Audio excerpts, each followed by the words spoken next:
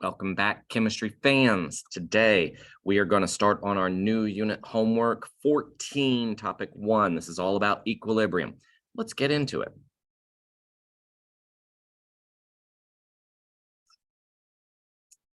Okay, so equilibrium is the fact that some reactions can be reversible. They can go backwards. So those arrows now have double heads on them. So if you have materials going left, now they could just as equally go right. There are favors, though. They tend to go more towards one direction than the other, which we will talk about as we go along. So all we got to do here first is set up an equilibrium expression. It is very, very similar to what we've done in the previous unit with Ka, the dissociation constant.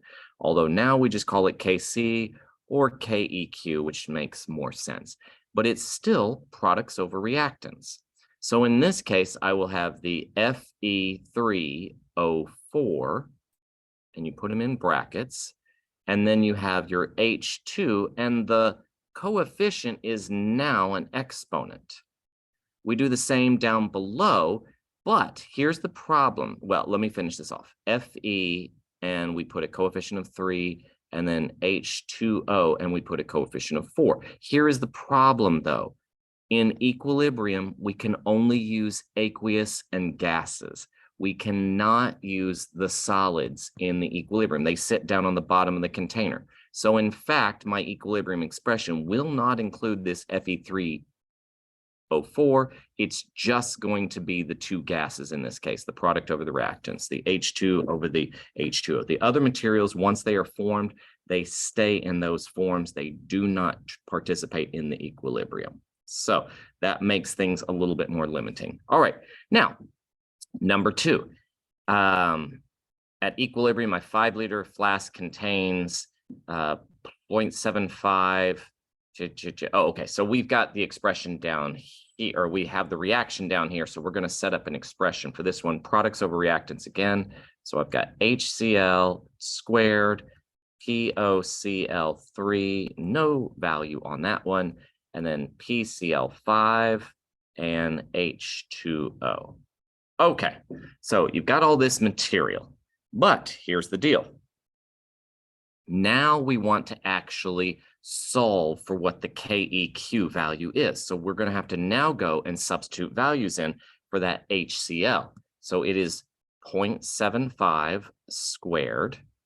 The POCl3 is 5.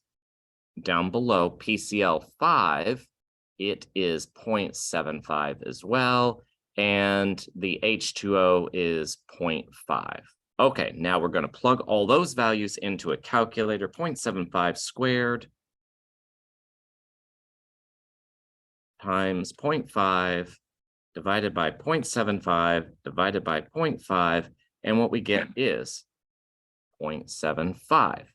Okay, now we have to determine what that means. So in the equilibrium world, if the Keq, the Kc, whatever we just calculated here, the Kc, the Keq, if it is equal to 1, it is straight up, it's at equilibrium.